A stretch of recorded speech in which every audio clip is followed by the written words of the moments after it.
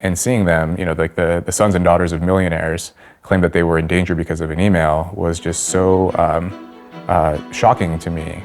And when I would ask students about this, they would just respond with indignation. And I mean, that was 8 weeks after I arrived on campus, all of this happened. And that was my sort of lingering first impression of what was going on in higher ed.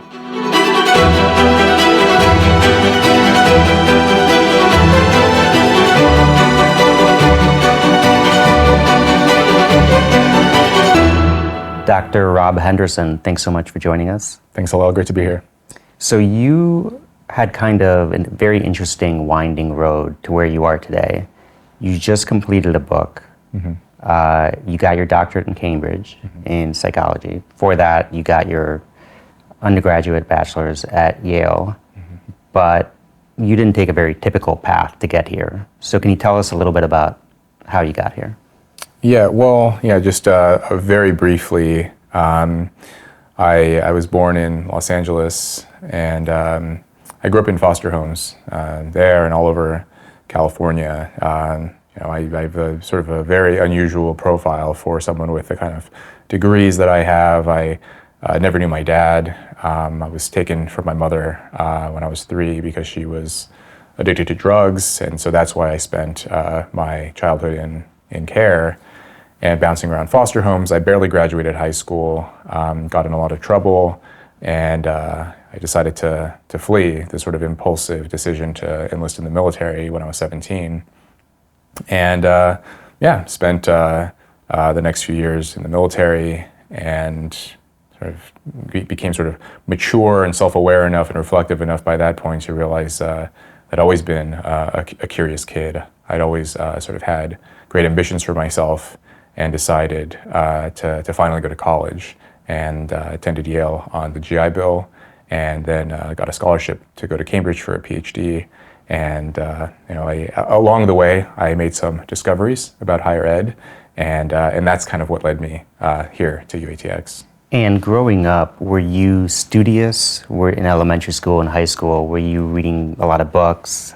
Were you? So I was always a curious kid. I taught myself how to read. I was moving to foster homes so often that I was changing schools all the time. I wasn't paying attention in class. A lot of these foster homes, either the parents were sort of neglectful, or there were just so many kids to keep track of that there wasn't a lot of attentive care. So I taught myself how to read, and then I read a lot of books. I would practice the math exercises in the textbooks, and usually I would do pretty well on tests. I never did homework. I didn't really go to class any more than I needed to. And my home life was just so chaotic that I didn't really see the value in being a good student or performing well or trying to strive, especially when I was young. And it took me a long time to sort of mature and understand myself well enough to recognize that there was some kind of latent potential, and that later decided to go to college. So when I hear, foster homes, mother addicted to drugs, and so on, I think this person's going to wind up somewhere different. Mm-hmm. Maybe also addicted to drugs, maybe a criminal, maybe in prison, maybe homeless. Like, there's a lot of different kind of possibilities when you start out that way. What is it that just made you different from? Well, I mean, if you look at the statistics on this, only 3% of foster kids graduate from college in the U.S. And if just as a comparison, 11% of kids born into families in the bottom socioeconomic quintile graduate. And so what this basically means is that poor kids in the U.S. are 4 times more likely to graduate from college than foster kids. So the deck is very much stacked against foster kids. The instability and the chaos and the uncertainty of the future, just all of these things sort of weigh you down. What made me different, I mean, I really think it was, some of it was luck. I was doing a lot of the same things that my friends were doing. By the time we got to high school, all of us were essentially doing the same things, drinking and driving and doing drugs and all these things, vandalizing buildings, getting into fights. And my friends sort of stayed in that life. After they graduated from high school, some of them took 1 or 2 classes at Hemet Community College or worked menial jobs. I made this impulsive decision to enlist, and I think that got me out of that environment and put me in a situation where I had so much structure, mentorship, camaraderie, discipline, all of these things. So the entire incentive structure changed, and that gave me enough time to sort of mature and develop to the point where I could sort of recognize what I was capable of. And so you enlisted in the Air Force, and what was that like? What was it like to enlist? I mean, so this was 2007, at the height of the wars in Iraq and Afghanistan. And I remember, so the reason I chose the Air Force, even this wasn't a clearly thought out decision. It was more sort of social influence. My friend's dad, who I was living with at the time, my senior year of high school, he had been in the Air Force, and then one of my teachers in high school was in the Air Force. And both of them were like, I was in the Air Force, maybe you should join the Air Force. I'm like, okay, the Air Force. That was it. And when I talk to veterans of like the Army and the Marines and some of these other branches, they're like, if I could join again, I would have joined the Air Force, because it's just, it's not quite as intense, it's not quite as grueling. And then on day one of basic training in the Air Force, the first thing the instructor said was like, we're at war, this is 2007, just 6 years after 9/11, 2 wars going on. They're like, I don't know what you guys heard, but this is not the chair force. And like, it was much harder than I thought it was going to be. Things have changed since then. But it was just it was kind of a shock to me. But I found that I enjoyed it. I found that I was attracted to the structure. I was attracted to the discipline and sort of seeing what I was capable of when when others that I respected had high expectations of me. And then you wound up in Yale. So how did you make the transition from Air Force to Yale? So I mentioned I barely graduated high school. I graduated with a 2.2 GPA. And so when I was enlisted, I took some night classes at a community college. I took the SAT. I took some prep courses, and I decided to just sort of throw my hat in the ring and try to get into the best school I possibly could, and managed to get into Yale. And it was just it was a difficult process, because there was no, I'm a first generation student. There's not a lot of there's no instruction manual to go from where I was to a place like Yale. And so it was just a lot of sort of online research, a lot of cold emailing people, seeking advice, and it ended up working out. And your experience as an undergraduate at Yale, what was that like? Did you kind of go in knowing exactly what you wanted to do at Yale, or not at all? Yeah, by that point, I'd read a few sort of like popular psychology books. I'd read books, and watch lectures, and just on my off time, off duty, I would read books and watch lectures, and I really found the study of the human mind interesting, and human behavior. And so by that point, I entered campus when I was 25 years old, so I was a bit older and had more time to sort of decide what I wanted to do. And so, I was sort of set from the beginning on studying psychology. Is there a particular book or psychologist that kind of got you interested in this topic? Yeah, the first book that I read was How the Mind Works by Steven Pinker. And I saw this at an airport bookstore in 2011, I think it was, on my way to my first deployment. And it was just the title that got me, like How the Mind Works. And I'm like, oh, how does the mind work? And I just grabbed it on a whim, and I read it cover to cover, and I found it fascinating. And then from there, just read more books from Pinker and then other psychologists. And socially, as a 25-year-old going to Yale, what was it like? Like, what was the environment like for you? Did you make friends quickly? Did you enjoy your time there in general? Well, initially, it wasn't bad. I knew going in that I was going to be a little bit different than the other students, both because I was a bit older and also because we come from sort of vastly different positions in life. And so I went out of my way to try to make friends and try to sort of meet people halfway, and it wasn't too bad. But then an event occurred which completely sort of permanently altered my perception of academia. So I entered Yale in the fall of 2015, and at this point, this was this infamous the Halloween costume controversy, where I saw hundreds of students sort of rise up and demonstrate around campus, trying to get 2 professors fired. They had a whole list of demands that they called on the university to do, but the most important one was to fire these 2 professors for essentially defending freedom of expression.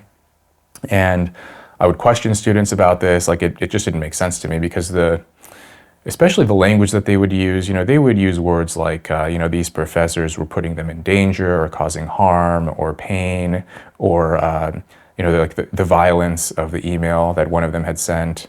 And growing up in foster homes and then spending my early adulthood in the military, and then going to this extremely rich university full of students from extremely rich families, and seeing them, like the sons and daughters of millionaires, claim that they were in danger because of an email was just so shocking to me. And when I would ask students about this, they would just respond with indignation. And so that was my sort of introduction. I mean, that was 8 weeks after I arrived on campus, all of this happened. And that was my sort of lingering first impression of what was going on in higher ed. And as you kind of advanced through Yale and became more well-versed in psychology, did you at some point kind of decide, I want to be a psychologist, I want to pursue I want to be a clinical psychologist, I want to start researching psychology? How did that develop, your interest develop? I think initially I had this interest in clinical psychology. I briefly worked in a clinical psych lab at Yale as a research assistant, and then I started reading more books about moral psychology. I worked in a moral psychology lab, and that was sort of redirected my interest in a sort of the social and evolutionary direction of sort of the origins of morality, of how we're seen in the eyes of others, issues around social status.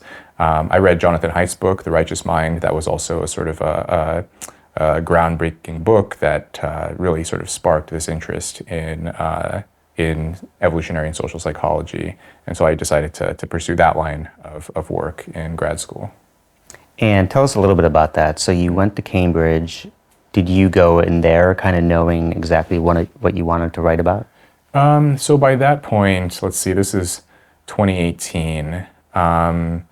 Yeah, I knew more or less that was what I wanted to study, this kind of work. One of the reasons I decided to go to Cambridge was because it was in England, and by that point, not only had the events I mentioned at Yale occur, but then there were all of these stories across the US of all of these different universities undergoing this sort of contentious ongoing debate around free speech and academic freedom. And I just thought, let me just get out of here. I'm going to go to another country, and I'm assuming the temperature will be cooler over there and things just aren't going to be this dramatic. And then within a matter of months, I arrive at Cambridge. Things are going fine. And then a few months later, Jordan Peterson is scheduled to be a guest research fellow. He was invited and then subsequently disinvited. So he was deplatformed. And I saw some other sort of lower level, less publicized events as well at that during this period. PhD students, postdocs, newly appointed professors were being fired as well for what were formerly just innocuous observations or empirically based statements. And so this was when I decided to shift my attention more towards possibly getting out of academia, doing something else altogether. I became sort of disillusioned and cynical about what was happening, and figured, this is everywhere I look, this is happening, and this is happening now to people that are close to me. So I decided to sort of turn my attention outward and start, writing for a larger audience. Yeah, and I think one of the interesting things, anybody who reads you, and you have this massive following on your Substack and on social media and elsewhere, you don't come across as a kind of a stuffy academic. You write in a very engaging way for kind of a broad audience, I think. So was this the point where you kind of realized that you could do that, or did you always kind of have a sense of, I want to do more than just be kind of a narrow academic, I want to speak more broadly? It was a bit of planning and a bit of happenstance. So, I have this book coming out in February next year, and, the origins of that do sort of trace to undergrad. I'd been writing and reflecting on some of my own life experiences and sort of connecting it to some research that I've been doing, and sort of reflecting on the transitions of my life. And I figured eventually, maybe I would write a book, maybe a memoir or something, sort of outlining these experiences. But I figured this wouldn't come until much later. But then I wrote this op-ed in the New York Times that was published the day I graduated from Yale in 2018. And then that led to being contacted by literary agents, and this led to this book deal, which has now been sort of 5 years in the making. And so that was sort of the book project started there. And then in 2019, when all the events at Cambridge had occurred, that was when I started to seriously rethink my trajectory on pursuing a traditional academic job. And then 2020, the pandemic hit, and research temporarily closed. Like the world had changed for a period there. And I started a newsletter. I started writing online. I started sharing stuff on Twitter, and submitting more pieces to popular outlets, and then eventually moved on to Substack, and sort of unexpectedly gained a relatively large readership. It wasn't consciously planned in advance, but as I saw people responding more and more to it, this led me to sort of, it encouraged me to continue directing my attention there. And so it was a sort of an academic side hustle that became my main interest as I was finishing out my PhD. And your op-ed on luxury beliefs is very interesting. That term luxury beliefs has become so popular that people now use it without attributing it to you. Like it's become kind of like its own term almost, which speaks, I think, to how poignant it is and how well it kind of captures a phenomena. So can you just say a little bit about what are luxury beliefs and why you think it kind of struck a nerve and became such a popular term? Yeah, I mean, I think there's some interesting research that shows that once you give a name to something, it sort of solidifies and helps people to understand certain kinds of phenomena around them, especially social phenomena. And so the luxury beliefs idea are ideas and opinions that confer status to the upper class while inflicting costs on the lower classes. And there are a lot of different components to this idea. A lot of the support for this concept comes from old school sociology and behavioral economics and signaling theory. But the seed of the idea came just from my own personal observations, things that I was seeing at Yale, things that I saw later at Cambridge, and then just sort of observing political currents in the US and the Western world as a whole. So I coined the idea in 2019, and I wrote a couple of pieces about it. And then in 2020, there were just a series of different movements that took off, but one was the defund the police movement. And after the popularity of this movement has sort of peaked, and some of it was implemented into policy, some of it was just sort of inculcated into cultural attitudes in general, and crime spiked, and more and more sort of lower income and poor people were victimized as a consequence of this belief that was championed by a lot of elites, a lot of people who hold luxury beliefs. And there are other examples of luxury beliefs too, but this is an idea that sort of originates with Veblen, but just very quickly. People in the upper classes, people who were affluent and educated, they formerly signaled their status with their material goods. And today, because generally we've become more prosperous, material goods are more easily accessible, material goods are now a noisier signal of one's social status, one's position in society. And so because there's a lot of psychological research indicating that upper class people have the strongest desire for wealth and status, and if it's harder to do that with material goods, they still have to solve the problem of how to signal their position in society, and now they do it with luxury beliefs.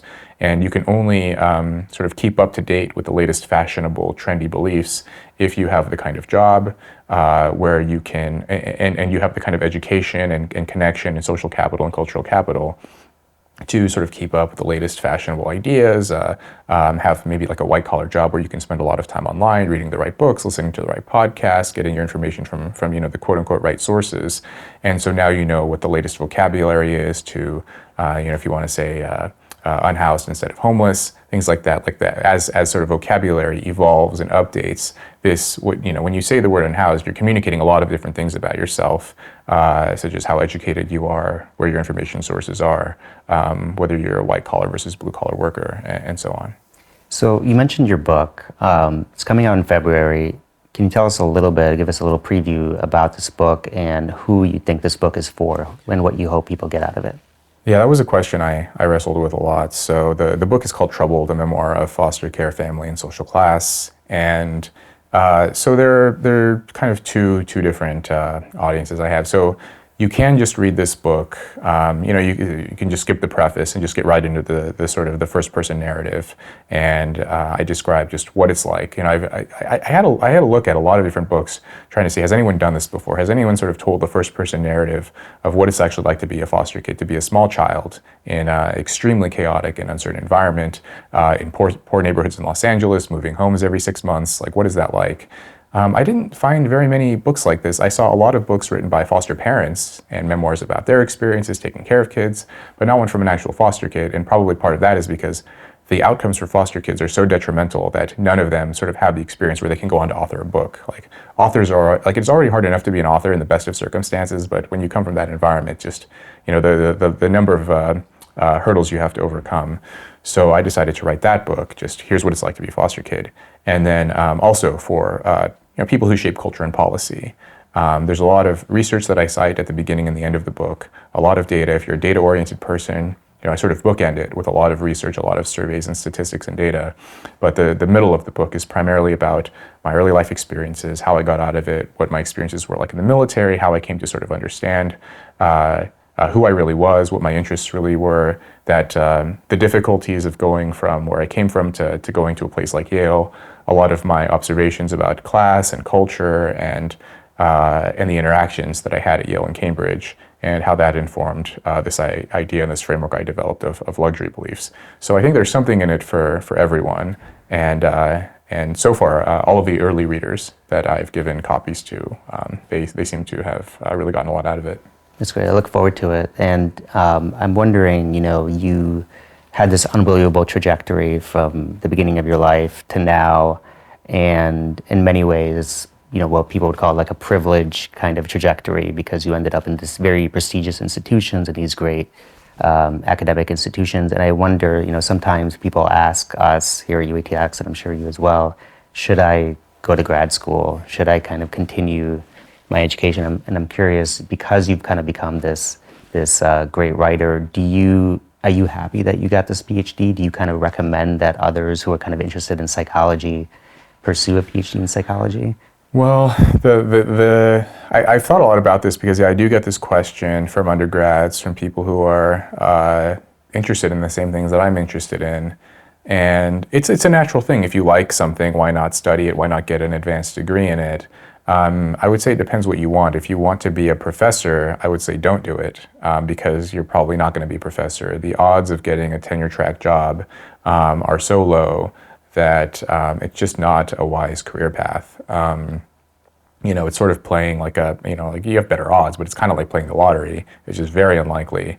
But if you like a field so much that you're willing to give up maybe 5+ years of your life, if you study in the US, the UK, the PhD programs are a bit more abbreviated, but if say roughly 5 years of your life, studying a sort of a narrow sort of slice of your area of interest and sort of digging deep into that and spending just 5 years reading and learning and reading and writing, and then producing 150 or 200 page dissertation, then I would say, if that sounds enjoyable to you, with the understanding that you're not going to work in academia, then I would say go ahead and do it. But if not, then I would advise against it. And there's so many other avenues to learn now that you don't necessarily have to get a PhD or go to grad school to learn interesting things anymore. And so now we're at the Forbidden Courses summer program at UATX. You taught here last year, you're teaching here again this year in a seminar. Can you tell us just a little bit about your experience here, the students, and maybe also why did you decide to become involved with UATX? Well, I was initially reluctant to get involved. By that point, when I spoke with Barry and Pano in late 2021, my Substack was taking off. A lot of the things that I was doing, they had started to gain a lot of attention. It looked like I was going to have some other alternative options outside of traditional academia. And my stance toward universities and higher ed was pretty pessimistic.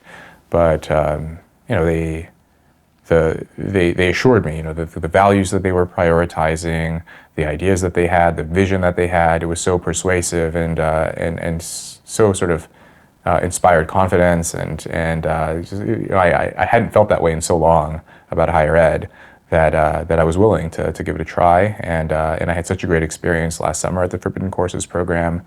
The kinds of students that we attracted, the instructors, the environment, the values that we're cultivating, and the willingness to speak and hold conversations even when people disagree. It's civil. I'm able to talk about and discuss things with students that I would be a bit apprehensive to discuss at a place like Yale or Cambridge, and the students are open to it, and I think they feel a sense of relief too. One of the things that I do before each seminar is ask questions to the students about their home institutions. And both last summer and this summer, one question that I asked was, how many of you self-censor at your home institution? How many of you withhold your opinions for fear of formal penalty or social ostracism from your peers or other students? And in both cases, 90% or more of the students said that they self-censor at their home institutions. And to me, this is just, this sort of mirrors a lot of broader surveys that have been done across the US of undergrads that their self-censorship is on the rise and they don't like it.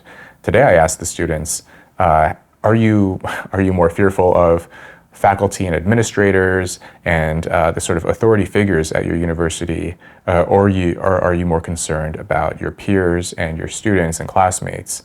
And all of the students said they're more concerned about their students and their classmates than about the authority figures. So something is going on culturally. This isn't a top-down phenomenon. This is bottom-up, and yeah, this is something I think we should be thinking more about. And has the environment here in the Forbidden Courses, what has kind of like most impressed you about the students and the general environment? What has most impressed me? Whether it's at lunch or in the seminar room? Or... Yeah. I mean, I think the willingness to discuss any topic, any contentious topic, and no one is getting upset or irritated or shouting anyone down. People seem extremely open-minded and willing to engage. And a second ago I did say this does seem to be a bottom-up phenomenon, but I do think that as an instructor, as someone who sort of can guide and shape the culture of the students, the instructors and the UATX staff can serve as models for what healthy adult conversations look like. And I don't think a lot of students are getting that anymore at their universities. One of the benefits of sort of seminar-style discussions is to teach young people, here's what an adult discussion looks like. And a lot of them don't seem to really know anymore. And so we're trying to model this for them, and I've been impressed with how they've been able to sort of pick up on that. Rob Henderson, thank you so much. Thank you a lot.